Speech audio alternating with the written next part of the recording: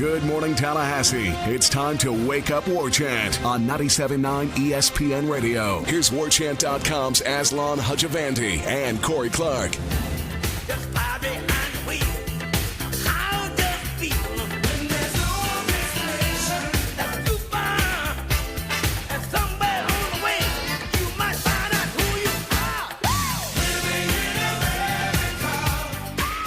Wake on up. Welcome into the program. It's Wake Up War Chant, 97.9 ESPN Radio. It's brought to you by For the Table Hospitality. I am Aslan, the other guy in the show. Fan favorites, Corey Clark. Corey, how are you, friend? Good, buddy. How are you doing? Good, man. Good. Just 4th of July Eve. Just ready to put on some star-spangled trousers and head out into the countryside and just breathe in the oxygen of a free man in the greatest country in the world, brother. Well said, man. Well said. Do you have any big July 4th plans? I think isn't the boss supposed to be throwing some sort of party? He is. I just didn't know if you were going. I assumed you would, but I wasn't sure. Are you coming down? If you're not coming down, I might just punt then. You might bail. Yeah. No, I don't know. I'm really 50-50, to be honest with you. All right. Hopefully your air conditioning gets fixed because the air conditioner is not working in here right now. So nobody tell Tom Lang, but I'm just sitting in briefs in his chair doing this program. I hope you're comfortable with that, Corey. Hope that doesn't freak you out. You're just in your underwear right now? We're just in briefs right now. We're just wearing briefs. It's hot. Okay, well, I guess I have to take my clothes off too. I mean, we got it. We're partners. My AC up here is working. It's at like 72 right now, but I don't. It's kind of rough for you to be going commando by yourself. Dude, maybe we should invest in an air conditioning repair shop. I just feel like in Tallahassee, you can't go wrong with that. Well, no, those will stay in business for a long time in Tallahassee. Mine literally, that's why I'm having to buy a new one. I will be buying a new one because mine literally breaks every summer. Every time it gets hot, it just can't deal with it. So after 3 years of like just repairing it for the summer, I'm like, you know what? I'm just going to bite the bullet and get one. So good times. So anybody listening that's an AC installer, AC Pro. Look me up, hook me up, and obviously give me a deal. I would greatly appreciate that. Did you ever get your lawnmower fixed? I did, yeah. I got a new one. Yep, it's all coming together, my man. So I'm really adulting. That's fantastic. All right, 62 days away from kickoff, Corey. There's nobody on the roster with the number 62, so we live to fight another day without having to come up with a terrible nickname. It was my idea, but we're 62 days away from kickoff. We should probably talk about football. People are starting to get a little bit. Was there a 63? Is there a 63 on the roster? A Tanner Atkinson. Apparently, he's from Tallahassee. He's a redshirt sophomore. He's a long snapper. Tanner. But okay. How about Atkinson Diet? Or carbs? Is that a good one? Maybe just call him Carbs. He's from Godby. Yeah, call him Carbs or no carbs. Yeah. Okay. All right. There we go. Tanner, there you go, buddy. You got a nickname. Everybody let him know. Your carbs. Your carbs are, what do we say? Are we going with carbs or no carbs? Whatever you want. I'll defer to you. You're more okay. We'll go. I like carbs. We'll do carbs. All right, carbs. Man, did you see Carbs on that snap, dude? All the pressure coming up the middle, man. Stayed calm and then made the snap and he made the tackle down the field. So my God, eat him up. You want to talk about a position that is a traditionally and forever underappreciated is that long snapper. Talk about it. They only get noticed when they mess up. Nobody ever says, man, what a great snap. Nope. Sometimes the holder will get love on a bad snap, but nobody ever says, man, that snap was perfect. Yeah. Ever. It's always assumed. Yeah, it was always Roberto Aguayo kicking the field goal, but never any love to the great holds of Case and Beatty and whoever was Stephen Gabbard snapping to him? Yeah, part of the time, yeah, he was. Sure, I think maybe his whole time, yeah. The only long snapper I know in the NFL was Trey Junkin. And he was the guy like 2002. Yeah, why do you know his name? It was either 2001 or 2002 wild card game with the Giants against the 49ers, and the Giants, it was in Candlestick, and the Giants were up huge. And then the Niners came back, but then I think the Giants had a last-second field goal to maybe win the game, and he botched the snap, dribbled it to the holder. Yeah, and that's lost. the only time you ever know a long snapper's name. Garrison Sanborn, right? Oh, Isn't yeah. that his name? The guy with the Bills that was he's been in the league for like 10 years, a Florida State grad. Legend, one of the greatest. It's my goat call. It's my GOAT call. Oh, okay. I was wondering what was going on there. You're saying that you're putting him down as one of the greatest long snappers of all time? Put him up there. Put him up there. Print it, man. Put it on the shirts. Print the shirts. Prove us wrong. You can't prove us wrong. It's not Junkin. I can tell you that. It's definitely not him. All right, so let's go ahead and just burn this last either-or question I have sitting on here. It's nothing to do with the present. It's always about the past, unfortunately, because, we just don't have a lot to talk about when it comes to the future staff. But I'm going to maybe try to reach out and try to get somebody on the show maybe next week. Maybe we can get one of these coaches to join the podcast. I just would imagine they're probably on vacation right now because it's the dead period, so this is probably the time they're trying to get away. But we're going to start trying to have weekly guests. Folks, if you have any suggestions, not that I can make it happen, but if you want to fire some names of people, I just don't want to go the whole ex-player route, I don't want to get some guy who was like second string safety back in 06 because, everything's changed, man. Even the way the game is played has changed. And what was it like back in the day? And then, we all know what it was like back in the day. So we'll try to get contemporaries and people in the news-making business. Corey, I'm trying to get David Teal. He's actually on top of a mountain. He responded back to me. He's like, the scribe of the ACC? Yeah, he's been doing it for a long time up in Virginia. Mm-hmm. And really good guy and a really fantastic reporter. And knows he really is good at the intricacies and the inner workings of the contracts. Yeah, for the ACC, he's on top of all that stuff. The grants rights, the money they get from ESPN. He's really, really in the know with that stuff. Yeah, so he's going to try to come on with us next week since he's on vacation to talk about this article that he wrote. Some really good reporting, as Corey just mentioned last week, talking about the disparity in television revenue from the conferences. Basically, here's a little nut graph from it that you guys really need to know. In the final year, it was 2013-14 before the SEC network launched their own television station.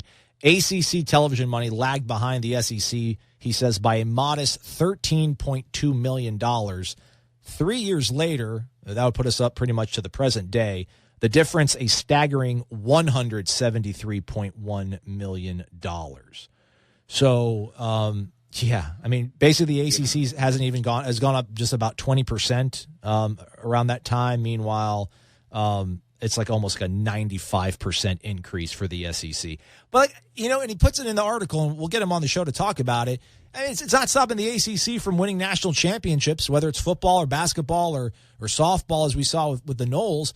I don't know, but I guess at some point, like that is just going to, I don't know, the chasm is going to be too much, and then we're going to be covering a terrible team. I hate to interrupt you, but that's what I do. So it's $180 million difference or whatever you said it was. What does that come to per school? Like, how much is Vanderbilt making more than Florida State? Right. Do we know? We don't. No, I don't know. Is it 15 million, 18 million more per year just in television revenue than Florida State? Somewhere in that neighborhood? Well, it's tough to say because we don't have a network yet in the ACC. Let me see. There was something in here. I thought it gave an actual it pegged. I thought we one can do SEC the math school. real quick. If what was the number again? That the SEC, the difference they've made? Yeah, $173 million. So you're looking. I would guess that's like 12. This is quick math, but that's like 12 or 13 million dollars per school difference. Yeah, like 13 to 1 ratio. If you're breaking it down from 14 teams. For every $1 the ACC gets, the SEC gets $13. Yeah. So what? But at some point, what can you do with that money? Like, other than you can build a fancy stadium, you can. But at some point, well, that's what you do. What's Mississippi State. What's the advantage of the $13 million? Well, you're Mississippi State, and you're spending all that money. You have a $55 million baseball stadium. Meanwhile, Hauser's on the 14th year tread of a $4 million renovation. No, that's a good point. I was thinking more along the lines of football, just football centric. What does that do for Mississippi State that Florida State's not getting? Well, Mississippi State they can't afford to pay their coaches enough as much. Well, no, they're up there, man. They were. I'm pretty sure Mullen was making $4 before I think Jimbo got $4 million a year. But the fact of the matter is, what did it do? Well, it made them. They were number one for 5 weeks. They've never been number one in their history. Sure they were. Well, that we know why that was. But it didn't make them it didn't really do anything for their football relevance. They're an okay program. They're a bowl team. They're not anything more. They were ranked number one for 2 weeks inexplicably. No, way more and then than ended that. up. They're like 4 or 5 weeks. But I mean, it was preposterous that they were number one. Right. And then they ended up flaming out at the end of that season, and and now they are what they've always been. Okay, nothing special. They're not getting any eyeballs on their games that they play. Nobody really cares around the country about Mississippi State, or Mississippi, or Arkansas, or Vanderbilt. And I don't know that $14 or $15 million, maybe over a 10-year stretch, you're talking about $150 more million. Maybe you can buy the best coaches in the country with that. But otherwise, you still have to convince kids to come to Starkville, Mississippi. No offense to our Mississippi listeners, as opposed to Tallahassee. Like I don't think people hear that huge difference in money. Disparity, is that the word you're looking for? The disparity, and think that, oh, man, Florida State has no chance to compete with the SEC. Man, Florida State has been competing with the SEC forever. On the cheap. And still, it's just that's how it's always going to be. The SEC teams have always had more money. Arkansas has always had more money than Florida State. What has it mattered? But isn't this going to be a substantial sum that maybe in the near term, maybe the next 3-4 years we won't see it, but when Brady is in high school, maybe he'll laugh. He'll laugh being recruited. He'll laugh at you and how you and Grandpa went to all these Florida State games, and Florida State's now a perennial 6-6 program because they can't afford to pay $9.5 million to the best coach in the country, and their $35 million football-only facility is now outdated because Alabama now has gold fixtures and platinum toilet seats. Right. Well, I mean, that's a possibility. It can get to that, I guess. I hesitate to think that Mississippi State will ever challenge Florida State for anything real when it comes to college football. Same with Vanderbilt, Arkansas, Ole Miss, maybe Texas A&M. Maybe they can finally figure out a formula to win football games instead of just spend money. All these schools. It seems far-fetched to me that those schools, Kentucky, Vanderbilt, there's just no matter how much money those schools are getting, I don't think Florida State has to worry about them. The likes of the Georgias, in the Floridas, in maybe the Tennessees, I still don't necessarily buy them, but I get that. And Alabama and Auburn, though, for sure. That's where I think Florida State fans maybe need to worry a little bit, has been if Auburn has these crazy facilities and we're getting completely left in the dust, and Auburn can afford to spend $11 million on a head coach, and I'm talking about like 2028, right? And Florida State's only spending $6 million. Well, yeah, I get that, man. That can be. I think that could be a concern. I just don't think that it'll ever matter with most of the schools in the SEC. I don't think Florida State has to worry about them at all. Yeah. Hey, let's pick up the conversation. It's not a bad one to have on a slow July 3rd day. We'll be right back. It's Wake Up War Chant, 97.9 ESPN Radio. You're locked in to Wake Up War Chant on 97.9 ESPN Radio.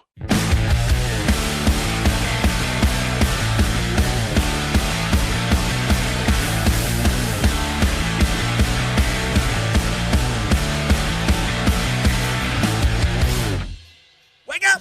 I'm Aslan. He's Corey. It's Wake Up War Chant, 97.9 ESPN Radio, brought to you by For the Table Hospitality. Thanks to everybody who left some suggestions on a potential Twitter handle for me. I'm deliberating over them, but keep them coming. I need a new one. Corey, I saw your very clever tweet. When you retweeted your Winston story, you're like, if you folks think I'm going to read my mentions on a Jameis Winston story on Twitter, you are high. So I went ahead and read all the mentions of you, Corey. So we're going to go ahead and talk about them now. And I didn't look online either. I didn't check any of the comments. Not online, on the message boards. Yeah. No, I'm kidding. I did look at the tweet that we sent out, and there was nothing. Nobody came at you. It was, I think, pretty much people agreed with your sort of sentiment that they're a little bit Winston weary in having to defend him. So if you haven't checked out the column, go ahead and check it out. Most people complained about the fact that we tweeted it out, but apparently it's a premium content item, so you have to be a paid subscriber to read it. So people are like, I really wish you wouldn't tweet things out if you won't let everybody read it. And it's like, yeah, sorry. It's kind of the business we're in, folks. Yeah, I guess if you want to read all of Corey Clark, gotta pay, baby. You got to pay the piper. You got to pay the piper. And hey, don't we have deals going on right now, Aslan? I don't know if there's a 4th of July deal still going on. I thought that one might have ended in but it's last Friday. It's a 30-day free trial, right? Always. War Chant 30. It's there for you, folks. Use it.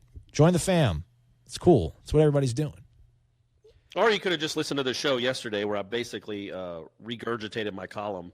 Or that. Just said it all in words. But, I made some – I was a lot – I like to think I was a lot more articulate in the column than I am when I'm just rambling on here for 5 minutes at a time. All right. Life hack. Listen to Wake Up War Chant, and then you don't have to subscribe to War Chant. Just kidding. Well, no, yeah. It's a joke. It's a joke. It's a joke. We save a lot. A lot of the good stuff's on there. A lot of Michael Langston's tidbits and Ira and Gene and Corey's insights early on the message boards. I won't let them bring it here. It is weird though. Like, and again, I interrupted you, but when you write something like that, and it wasn't, I've written plenty of stuff about Jameis that I knew people would have problems with. This wasn't really one of them because I think it was kind of almost. I mean, I feel it was better than this, but it was basically kind of a no duh column. Yeah. Like, yeah, man, Florida State fans are tired of this, and he keeps making them have to defend them, and they're sick of it. That's common sense. But it is like when you write something like that, or especially when other stuff I've written where I know there's going to be pushback. It's like, man, it's not good for the soul to read the comments, right? Because you never and I know I've said this before and we've talked about it before. You never say thank you to the people who say, hey, that's a spot on column, great job, or good job, or enjoyed this. I mean, you'll say thanks every now and again, but the people that say this is the dumbest thing on earth, that's the ones me personally, I guess, always feel the need to respond to. And it's just not good for my life. Yeah. Just your personal well-being. I don't know why I'm wired like that, but I always want to tell the people that disagree with me, no, you're wrong. Here's why. Yeah. It's like, man, it's okay. People can have an opinion. I say dumb things all the time. I'm wrong a lot. Not a lot. People subscribe to War Chant. I don't want to sell it that I'm a dumb, I do good work. We do good work. Don't we? Corey's the best. Corey's the best. Read his stuff. It makes you better. It makes you better. You got to read my stuff. But it is weird. That's just it's almost like a tick I have where if somebody disagrees with me, I have to argue with them to try to get them to see my point. Yeah, no, I hear you. That's why it's not good for my mental health. So I don't, if something that I think people might have some pushback on, I'm like, I'll just take a break from the message boards for about 12 hours or 24 hours or not read my mentions on Twitter. Yeah. I almost did. I almost fell in the trap. I woke up early. So I ended up meeting up with a young lady the other week who was a flight attendant. And apparently she's in Ireland right now. So she texted me at 5 in the flipping morning. So it woke me up and I'm like, gosh. So I couldn't get back to sleep. I rolled over and grabbed my phone and I almost went and looked at, I haven't even looked at the thread because usually I post the store or the podcast in a thread on War Channel. I haven't even read that. And I had to go on something on YouTube. I'm like, oh, no, don't go on there. So, yeah, it's got to insulate yourself from these things. Yeah, it's bad. It's bad. It's not good for the soul, man. You got to get away from these things every now and then. But back to the discussion. Well, and I don't mind, real quick, I don't mind people disagreeing with me. They have every right to, and sometimes I'm wrong. But my mentality is I want to argue with people until they agree with me. And that's just not healthy. So I try to stay away and, just let people have their own opinions. And as long as they're reading it, then are listening in this case with you and I, then that's all I can ask for. We're just cashing the checks, folks. Every time you leave that negative comment, ching, just cashing checks. All right, so speaking of cashing checks, ACC's not cashing checks right now because they don't have a network. The SEC, meanwhile, does. I mean, I don't know how much of your point you're trying to make, Corey, was kind of the fact that, where's the law of diminishing returns? At what point we could all use more money in our lives. I just don't know these athletic departments. At what point is it kind of like an oversaturation thing? Or, the only thing I could think of, in terms of football, is, the NCAA limits obviously the amount of coaches you can have, but it seems like anything else they're not limiting, whether that's tutors and support staff, nutrition staff. So, I don't know. Is a kid from Lake Mary, Florida, is he going to go to Fayetteville, Arkansas, and see? A nutrition staff with 20 chefs and custom meals and meal planning and all that sort of stuff. And he's got a tutor with just him and his other teammate. It's just two of them. And they have one single tutor who helps them out. And then he comes to Florida State and there's not all that specialized touch and feel and care and special. And we're not picking on Florida State. We're just saying because it's a Florida State-centric show, and they're in the ACC, and they don't have a network. Will that start swinging talent, which ultimately is what makes winners and losers in college football? No, I don't think so. I mean, Florida State, by and large, is recruiting from the state of Florida, and I just can't imagine they're going to ever lose recruiting battles to teams like Arkansas for kids in the state of Florida. I just don't ever see that happening. No matter – Arkansas could have – a 400,000 seat stadium. It just won't matter because kids don't want to live in Fayetteville, Arkansas. They just don't. And so I don't, at some point there's not the money difference will cease to matter in the sense that, okay, as far as it comes to stuff like that, like if it's Florida State and Florida has this palatial football building and they have Bill Belichick as their coach, I get it, man. You're in trouble. But I don't see that happening. Florida State will keep up enough with the Joneses, in my opinion, to at least be to be close, to be in the ballpark. And if they're in the ballpark with Willie Taggart as the head coach, I think they're going to have really good rosters and really good teams for the foreseeable future. Arkansas can make a gazillion dollars more than Florida State. They're never going to be Florida State. Listen, I'm because trying. It's Arkansas, and Arkansas's got some really pretty parts to it. I'm not trying to. It's the natural state. It's the state. It's they got. I think they got a diamond mine there. They got the Ozarks Mountains. It's pretty there, man. Folks, if you haven't been to Arkansas, go. But there's not a ton of football talent in the state of Arkansas. Right. There's some in Texas, sure, but they'll probably stay in Texas. There is a ton in Florida, and not many kids that grow up in the state of Florida dream about playing for the effing Hogs and doing pig suey nonsense. They just don't. So Florida State really doesn't have to be that concerned with those teams.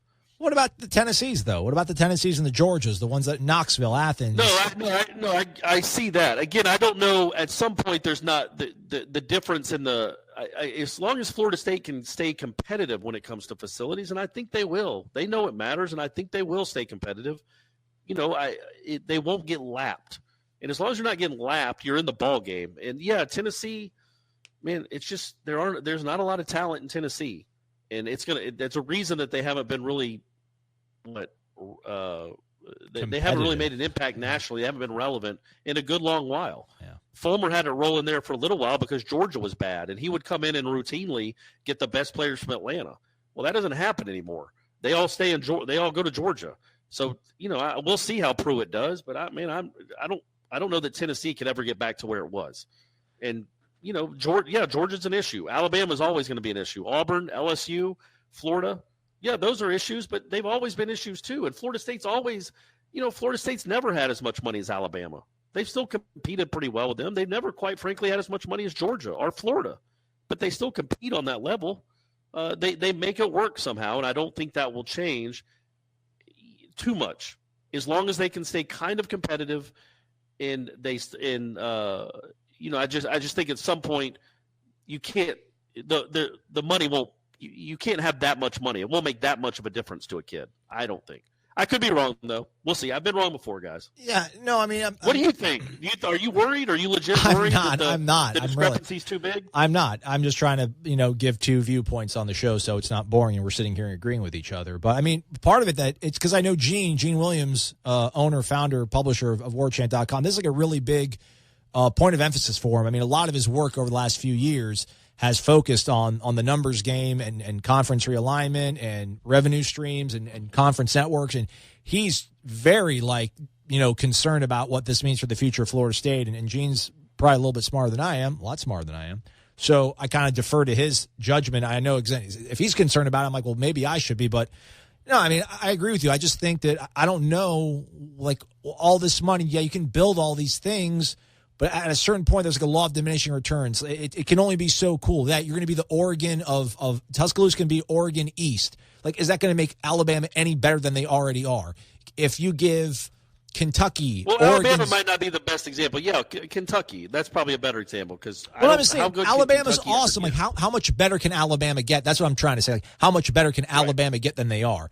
And then if you have Phil Knight go spec something out in Lexington, Kentucky. Is Mark Stoops going to start rolling over people and winning games left and right, and he can't even beat Florida? So here's my counter to Gene, and I get it too. Florida State can't get lapped. They cannot get lapped. You can't get left behind. But I think the number 2 athletic department in terms of revenue produced this past year, and I think it's been this way for a good long while now. They've always right up there as far as producing revenue, making over $100 million in revenue, is Texas A&M.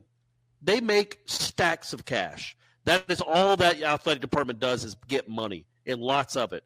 What has it ever done for them football-wise? They've apparently got the best facilities on earth. What has it ever done for them? Yeah. Here's your top 10 according to USA Today revenue per school. Texas, $214 million. A&M is at $211 million. Ohio State 3, Michigan 4, Bama 5, Georgia 6, Oklahoma 7, Gators 8, LSU 9, Auburn 10. Florida State is at 13. They're actually the number one ACC school on this list. $144 million. They have 104? 144. So they're $70 million. What was A&M? A&M's 211. So they're like 70-ish. Right, so $67 million difference annually. Right. What does that do for Texas? What has that ever done for Texas? That's great. That's a huge sum of money, though, right? Like you got 67. Right, but what is it? I know. You can't buy football wins. No, it's not until they give you salary. Not until they get rid of start paying the kids and not have a salary cap. You can't buy football wins. You can buy what you think are good coaches, but they've done that since my birth. They bought guys that they thought were good coaches. It has never worked out for them ever. Yeah, I mean, they don't win. They don't. Georgia hasn't won since I was 5 years old. Now they came really close this past year, and they're probably going to be good for a while. But they haven't been nationally relevant. They've been nationally relevant like 2 years out of the last 25. And they've always made stacks of money. Money's a big deal, but it's not the only deal. Otherwise, yeah, Texas A&M and Texas would be great at football every year, and they go through coaches, like I go through. I can't even finish that. Easy. Hey, do you think Cousin Kirby's doing some shady stuff to get what they're? Man, come on. I mean, is it just he's marketing Athens in a way that Mark Richt never realized how to market Athens? Well, no, man. There were times there were a couple of classes where Mark Richt had incredible classes, or what we thought were incredible classes.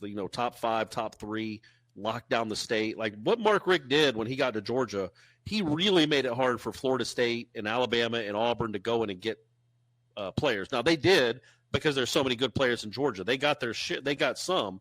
But he did a really good job of locking down that border and getting most of the kids that were in Georgia to come to Georgia.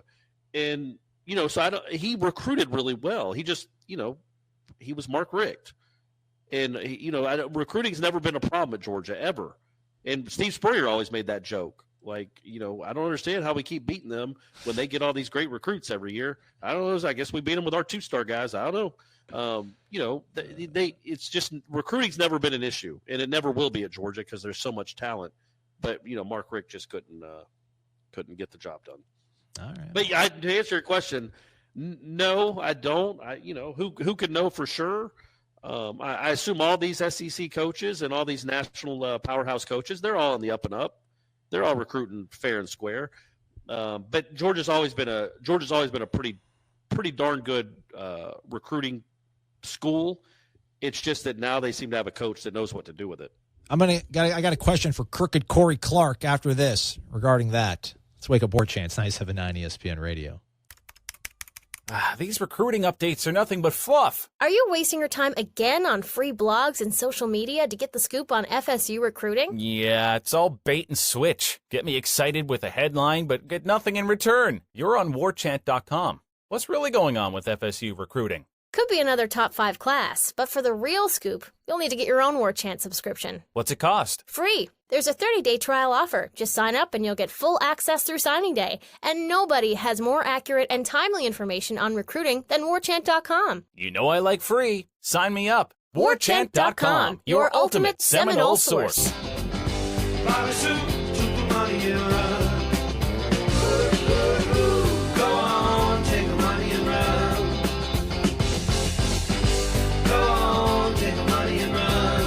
I'm Aslan. Corey's here. It's Wake Up War Chant. Thanks for being here, folks. I do appreciate it. It's 97.9 ESPN Radio. Shows brought to you by For the Table Hospitality. A reminder, have a great 4th, but we'll have shows later this week. Give us a call. Let's do the Renegade Express. You can leave your questions on the Tribal Council over on warchant.com, or you can give us a call at 850-792-5730.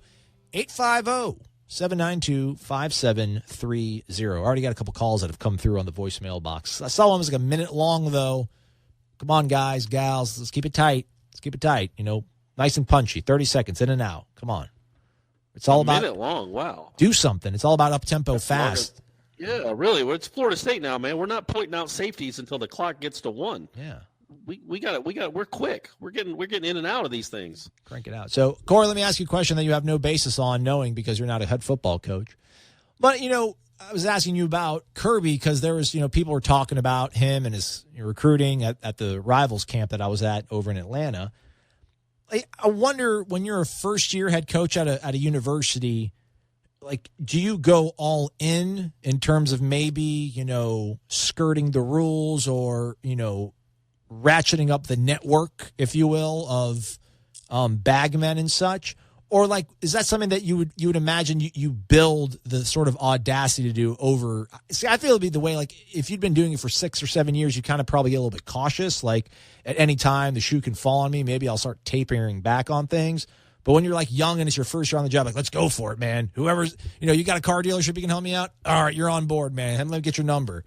That's kind of what I'm thinking of when I think of just the success that he's had so far. So you're asking me, if I was an SEC coach, how would I cheat? Or do I think that Kirby's cheating, and how do I think he's cheating? If you had to cheat, do you think you'd be more brazen in year 1 or year 8? I feel like I'd probably be, after it got stale a little bit, I think that's when I think the message, him coming in was such a big splash, and it wasn't Mark Richt, that you can win on just the power of personality and the power of change and somebody new, a fresh start, all that. I think that, just like Jimbo, man, I think that can really be an easy selling point with these guys. In the year 1, year 2, that's how you get a LaMarcus Joyner and a Jameis and all those Telvin, those guys that he got in those first couple of years, those great recruiting classes he had. About 2017, if I'm Jimbo, I'm like, all right, so what do I got to do to get some of these guys now? Because we're kind of tapered off a little bit. I can't land a quarterback for the life of me. What do I got to do to get Justin Fields? Does he need a plane? His own plane? Does he want to be a pilot? Could I get him is he into fishing? Does he want my deer stand?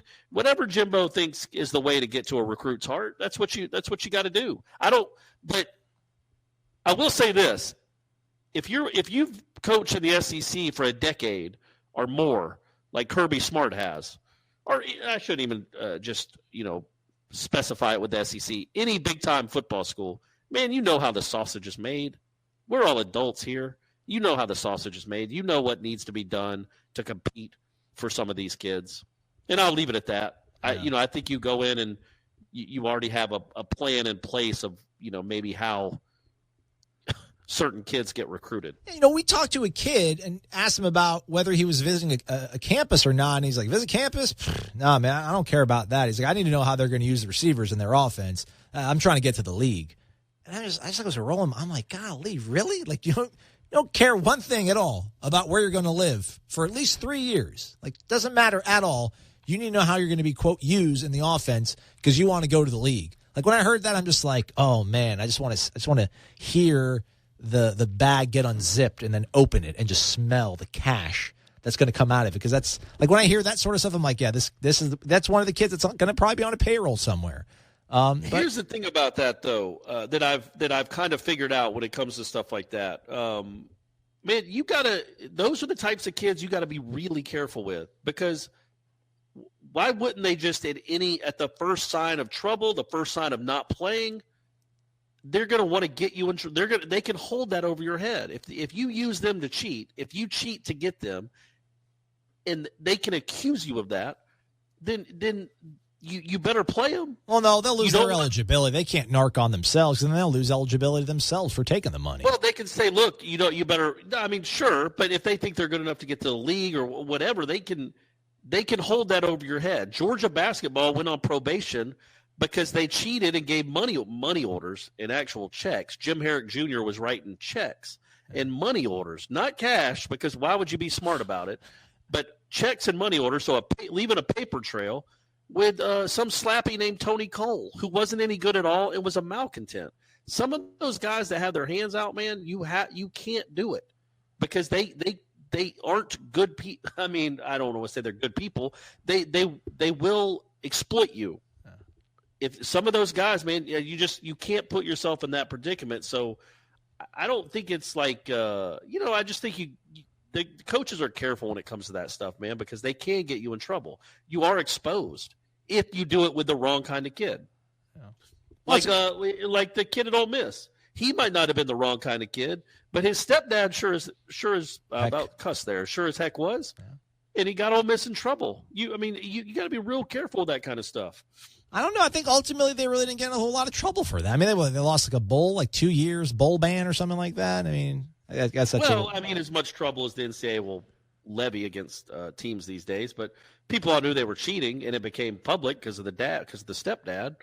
Yeah, loaner cars. So you got to be careful with it with those types of players and those types of situations. So I don't know how I would set it up.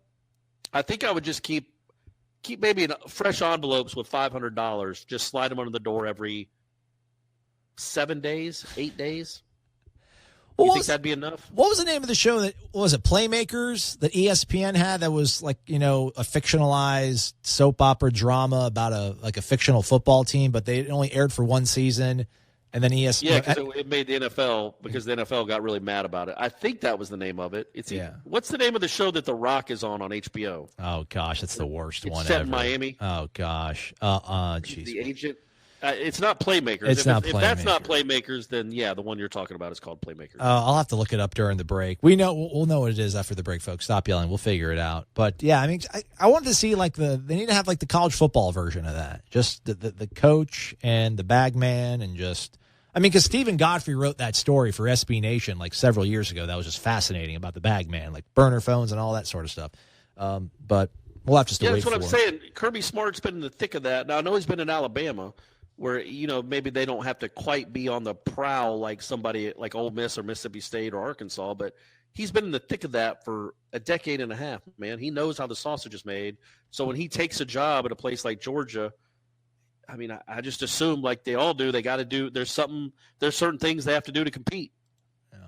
Ballers is the name of the show, Corey. That's it. Yep. Ballers. Yep. It was actually that was the name of the show that we're going to reboot Wake Up War Chant when I came here, and Gene was thinking about just naming the show Ballers, but Corey and his was like let's stay humble, let's just keep it Wake Up War Chant. We'll see how it goes. So is that true? No, it's just totally. Okay, I was going to say I hope it's true because there's no chance I would have ever been on a show called Ballers, even if it was with a Z. At the end, I still could not have allowed myself to be on a radio show called Ballers. Let's wrap this one up. We'll be right back. It's Wake Up War Chant, 97.9 ESPN Radio. You're locked in to Wake Up War Chant on 97.9 ESPN Radio.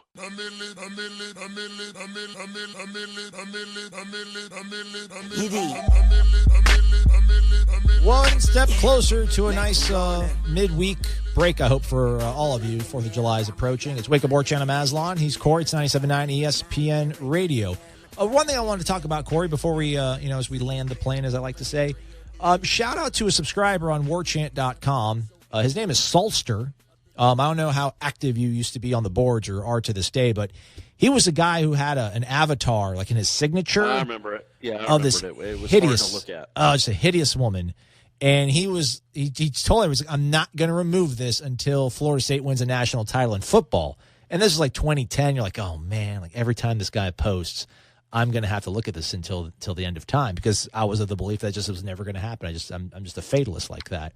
Well, we finally won one, and the signature went away. That actual subscriber underwent like some really major surgery. I guess he actually had a brain tumor that was removed, and he's gotten the A-OK, it sounds like, on the message boards. He's been keeping everybody abreast of everything. I guess he's got a full body scan coming up later this week to see if there's anything left behind that they didn't scoop out. But he says everything else that is left behind should be benign. He should be fine. He's going to live his life and seize the day and all that sort of stuff. He's already booked a trip with him and his wife to Hawaii in the middle of football season, I think around a bye week and everything. So super cool to see that, a happy ending to what could have been a really sort of sad thing. I mean, he's got 2 young kids. I'm sure that's something that obviously you could empathize with, So that was, I don't know, I saw that post the other day. I'm like, man, I'm glad it all worked out. And it's like a 10-page long thread. Everybody's giving him love. So shout out, Sulster. I don't know if he listened to it, but if he does, man, I'm glad to hear everything's all right. I feel like somebody on the message board listens to this show and should at least let him know that he was mentioned. But, yeah, that's awesome. That's good news. And, yeah, man, YOLO. You only live once, folks. Yeah. That's what I like to say.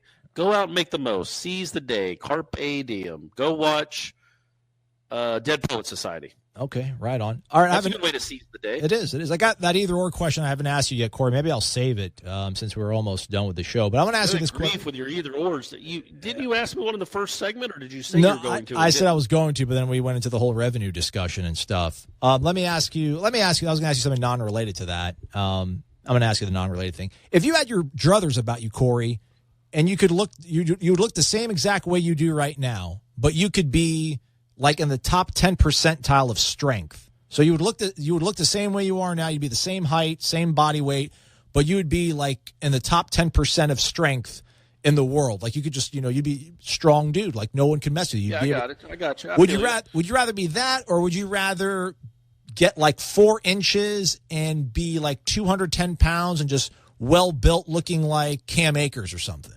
But you wouldn't be that. You'd be as weak or as strong as you are now.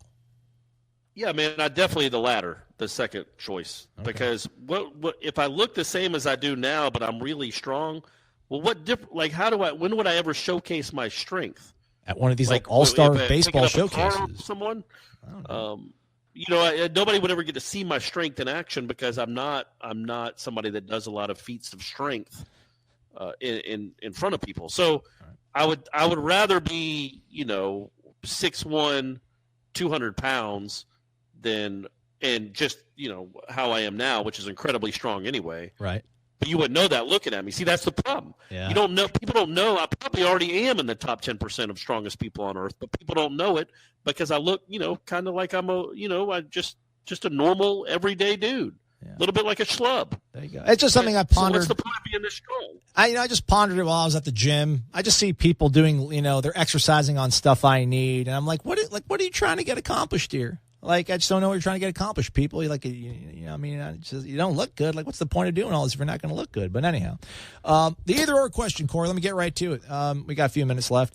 This is really not a sexy one, but it's something worth talking about. So we have something football-related, although we talked about football enough. I'm proud of what we did today. Maybe not proud, but I'm satisfied. All right, worst hire in the last 13 years at Florida State football.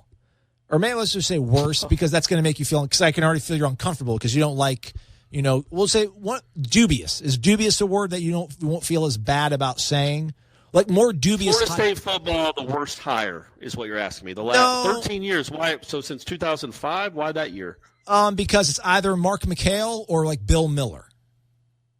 Yeah, those are you would think the 2 leading candidates for sure. And I'm not even saying, but like out of those 2, we don't have to worry about all of them. But like of those 2 hires, like which one should we have just been like, why? Well, Mark McHale, people were hailing it because he replaced Higgins, who people thought was the reason Florida State wasn't any good, and that was incorrect. Bill Miller, it just that never really made a ton of sense. You could hire almost any upcoming assistant in the country to be the linebackers coach at Florida State. I just don't know why you'd hire an old man or older man. He's not that much older than I am now. But it just was an odd fit. It always seemed like an odd fit, and quite frankly, he didn't do a very good job. Whether it was coaching it or getting players on the roster, he wasn't good at it. And to me, that's the oddest. How did that happen? How did it happen? Like 3 years removed. 3 years removed from a national championship, or 2 years removed from a national championship. The guy from Minnesota or something. That's who he went and got. How does that happen? Yeah, no. I don't know. Bobby Bowden, I'm going to fix this. I'm going to fix this, everybody. I got the offensive line coach from Marshall.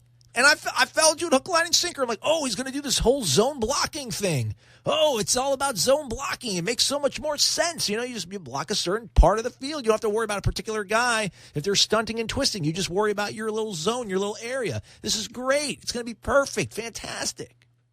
And then how did this happen? How do you hire these? Not quite.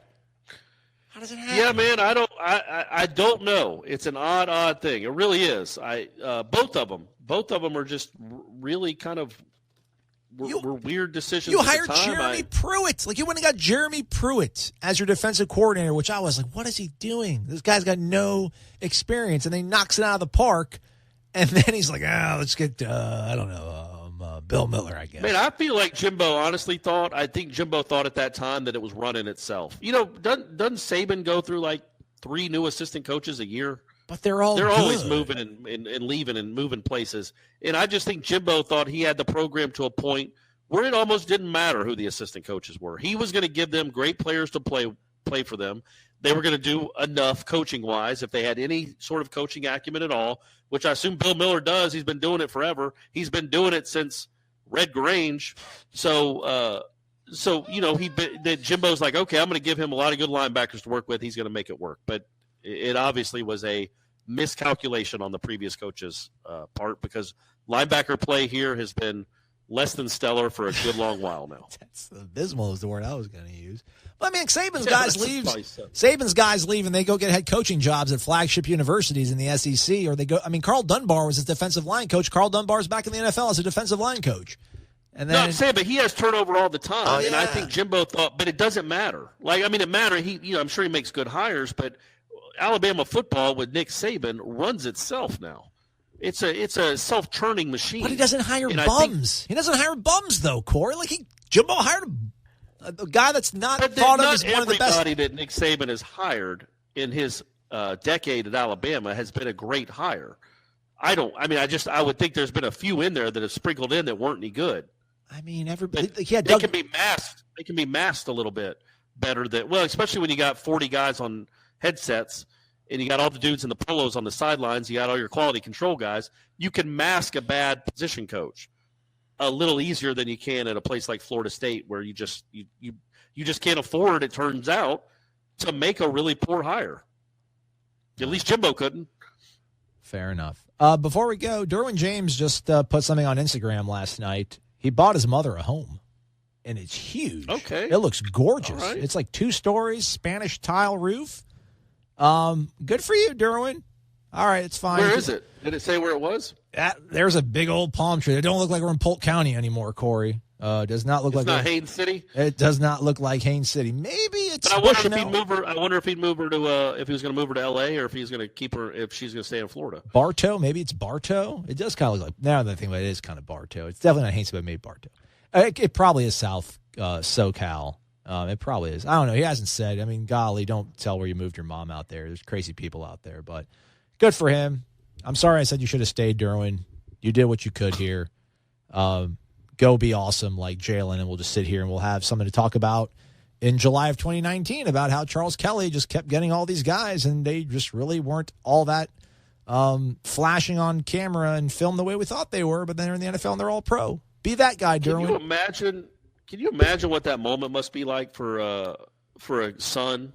Because, man, Haines City is rough. There are some rough patches of Haines City. It's a good blue-collar town, Corey. You show respect. But, it wasn't the easiest upbringing, I'm sure.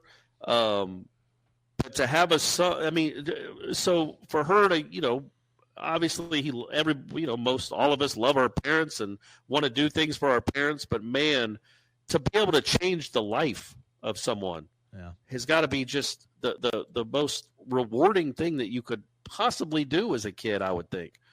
What a moment that must be, right? Yeah. Hey, man, remember when I talked about helping my mom go buy a new car and everybody thought like I was buying her the car on Mother's Day? I'm like, no. I'm not buying it for her. I'm just here for moral support. She's paying for it. Just like that fleeting moment where I was like, maybe I will let people think that I just did this for my mom. And I didn't even do it. I'm like, feels great. Derwin actually did. I mean, Derwin bought his mom a flipping house, man. You're the man now. For him. Good job, You're the man Derwin. now, dog. Good job, Derwin. All right, good job to you, Corey. Thanks for being here and helping me out always. It's your show, too, so I really shouldn't thank you. It's your job, after all. We're going to take tomorrow off. It's Independence Day. blow stuff up, but in a safe manner. Enjoy your food and your delectable plates. Do you have any other wisdom you want to add, Corey? Just have fun. Great country, great people. Weird place right now we're in this country, but it's still an awesome country. I still bleed red, white, and blue, and I always will. Go America and go USA. Knowles. Yeah, sure, whatever. I kind of tapered off there at the end, but go America, have fun, eat apple pie, enjoy your fireworks, and be safe. And I love you. WarChant.com is the ultimate inside source for FSU football and recruiting. And now you can get in on the action for free for an entire month. WarChant.com is offering a risk-free 30-day trial subscription. Get full access to the #1 website covering the Seminoles just by entering the promo code WarChant30. That's WarChant30. Sign up and get in on the world's most active FSU message boards. Receive breaking news, stories from our award-winning staff, plus get exclusive interviews and videos. Just enter the promo code WarChant30. WarChant.com, your ultimate Seminole sports source.